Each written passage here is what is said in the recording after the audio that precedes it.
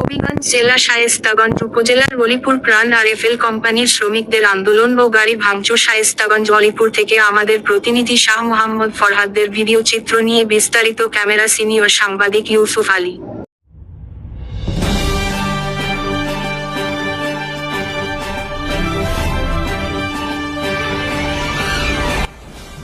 আপনারা দেখছেন বাংলাদেশ পরিক্রমা, বস্তুনিষ্ঠ সংবাদে আমরাই সর্বক্ষণ সচেতন।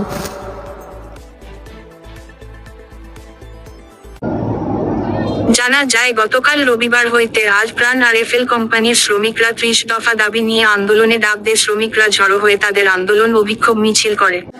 আমাদের মূল দাবি হলো পাঁচটার মধ্যে একটা দাবি ওনারা মানে নাই।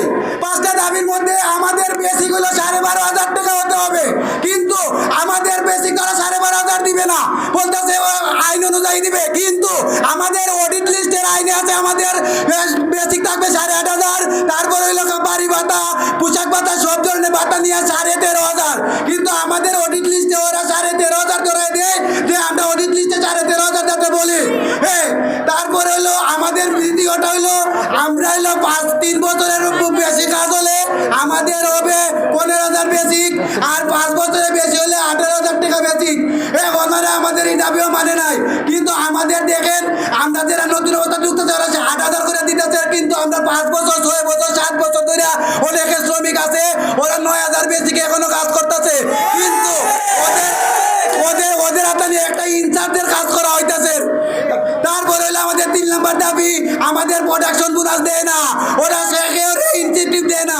আমরা চাইতেছি ইনসেন্টিভ দিবে, ওনারা আমাদের ইনসেন্টিভ দিতে চাচ্ছে না। 3 নম্বর দাবি হলো আমাদের 12 মাসের নাইট বোনাস দেয় না, ওরা আমাদের নাইট করায় কিন্তু 3 মাসে 2 মাসের কোনো সময় দেয় না, ওরা আমাদের এটা দিতে চাচ্ছে না। তারপরে হলো আমাদের 4 নম্বর দাবি, আমাদের ঈদ বোনাস 100% করতে হবে, ওরা আমাদের ঈদ বোনাস 100% করে নাই। আমাদের 5% হলো 5 নম্বর দাবি হলো আমাদের লিভের টাকা সম্পূর্ণ টাকা ওদের দিতে হবে, কিন্তু ওনারা আমাদের সম্পূর্ণ টাকা লিভের টাকা দেয় না, ওরা আমাদের আনলিভের অর্ধেক টাকা দিতে চায়। কিন্তু আমরা 42টা লিভ পাই সরকারিভাবে, আমাদের কোনো লিভ ওরা দেয় না। আমরা ন্যায্য অধিকার হলো সরকারিভাবে যে লিভ আছে ওই লিভ অনুযায়ী আমাদের ওনারা দিবে। গতকাল রবিবার আন্দোলনের খবর পেয়ে বাংলাদেশ সেনাবাহিনী 1-2 ঘন্টার চেষ্টায় পরিস্থিতি স্বাভাবিক করে। আমার স্যালারি আমি পাই 8,500, কিন্তু টুকানের মধ্যে লেখা থাকে বেসিক স্যালারি 12,000। এই টুকানের মধ্যে লেখা থাকে আমার প্রতি মাসে মেডিকেল ভাতা দেয় ওরা 500 টাকা। এই টুকানের মধ্যে লেখা থাকে আমার নাইট বোনাস আছে। এই টুকানের মধ্যে লেখা থাকে আমার বাসা ভাড়া ফ্রি। এই টুকানের মধ্যে লেখা থাকে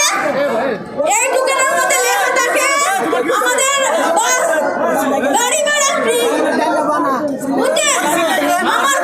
আমাদের কথা হলো ভাই, আমাদের যদি এই দাবিগুলো এগুলো দেয় না, তাহলে এগুলো দেখিয়ে কেন প্রোডাকশন আসবে, ডিমান্ড আসবে কেন এগুলো দেখিয়ে? এবং 25 দফা দাবি আরএফএল কোম্পানি জিএম মেনে নেয়।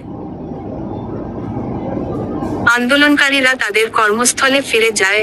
আজ সোমবার প্রাণ কোম্পানির শ্রমিকরা বেতন ভাতা অভিযোগ নিয়ে আন্দোলনকারীরা আন্দোলনে ডাক দেয়। আরএফএল এর শ্রমিকরা প্রাণ কোম্পানির শ্রমিকদের সাথে একমত হয়ে আন্দোলন করে। আমরা কোনো নিরাপত্তা পাচ্ছি না, 1 নম্বর। দ্বিতীয় কথা হচ্ছে আমরা স্যালারি এগ্রিমেন্ট বাড়তেছে না। তারপর হচ্ছে আমাদের খানা খাদ্য বিভিন্ন ধরনের মিলে 30টা না 30টা দাবি আমাদের দেওয়ার কথা ছিল। কয়টা? 30টা দাবি আমাদের দেওয়ার কথা ছিল। কালকে ডিক্লার দিয়েছে, এটা আজকে হওয়ার কথা, এখনো পর্যন্ত হয় নাই। আসসালামাইকুম। আমি বলি, আজকে সকালে যখন আন্দোলন শুরু হয়েছিল ঠিক তখন সেনাবাহিনী প্রায় 9টার দিকে আসছে আমাদেরকে বলছে যে তোমরা আমাদের উপর আস্থা রাখো, আমরা দেখি কি করা যায়। পরে ওই দেখার পরে কিছুক্ষণ আগে আমাদেরকে বলছে যে তোমাদের বেতন বাড়াবে না, আমরা ব্যর্থ, তোমরা যা পারো করো। আমরা মানে না কেন ভাই? আমরা মানতে হবে, আমরা রাত দিন 24 ঘন্টা কষ্ট করি না ভাই, আমরা রাত দিন কষ্ট করি এবং আমরা মা বোনেরা কষ্ট করে। আমরা রিকোয়েস্ট করছি, আমরা মিথ্যা আশা দেয় আজকে না কালকে, এই কালকের মধ্যে দাঁড় করে রাখছে কেন? বলা হইতেছে আমরা এক গ্লাস পানি বন্ধ খাই নাই কেন ভাই? কেন ওনারা ভাই অনেকগুলো কোম্পানিতে 8 ঘন্টা ডিউটি আমরা জানি, আমাকে বলছে বাধ্যতামূলক 12 ঘন্টা ডিউটি করতে হবে। আমরা নিঃস্বার্থে 12 ঘন্টা ডিউটি করে যাচ্ছি, তারপর আমাদের স্যালারি কেন পাবো না? আমরা কেন পাবো না? প্রত্যেকটা কোম্পানির বেতন ভাই 9 আছে, 60 টাকা আছে, 1 ঘন্টা নাইট করলে 60 টাকা আছে। আমাদের মাত্র 28 টাকা নাইটের ঘন্টা দেওয়া, 25 টাকা 24 টাকা দেওয়া। আমরা কেন আমাদের স্বাধীন পাচ্ছি না? আমাদের স্বাধীন দেশে আমরা কেন লড়তে পারতেছি না?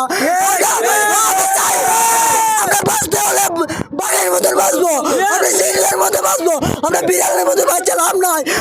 আন্দোলন চলাকালীন সময় প্রাণ আরএফএল কর্তৃপক্ষ বাংলাদেশ সেনাবাহিনীকে খবর দেয়। খবর পেয়ে বাংলাদেশ সেনাবাহিনী ঘটনাস্থলে চলে আসে। আন্দোলনকারীদের সাথে কথা বলে সেই বিষয়ে নিষ্পত্তির চেষ্টা করে।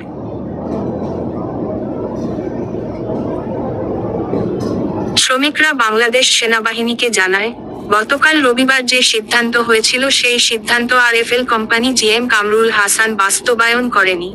সে বিষয়ে নিয়ে আন্দোলনে ডাক দেই। বাংলাদেশ সেনাবাহিনীর সহযোগিতায় প্রাণ কোম্পানির 25 দফা দাবি মেনে নিয়েছে। বাংলাদেশ সেনাবাহিনী প্রাণ কোম্পানির শ্রমিকদেরকে কর্মস্থলে ফিরে যাওয়ার নির্দেশ দেয়।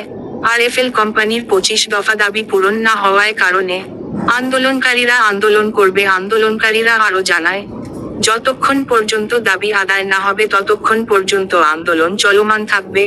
পরিবর্তিতে কথা বলি আরএফএল ও প্রাণ কোম্পানির জিএম এর সাথে। তারা আমাদেরকে বলে, আমরা এ বিষয়ে ক্যামেরার সামনে কথা বলতে পারবো না। স্থানীয় এলাকাবাসী জানায়, আন্দোলন চলাকালীন সময় প্রাণ আরএফএল কোম্পানির শ্রমিকরা মিলে কোম্পানির গেটের বাইরে এসে 4টি গাড়ি ভাঙচুর করে আন্দোলনকারীরা।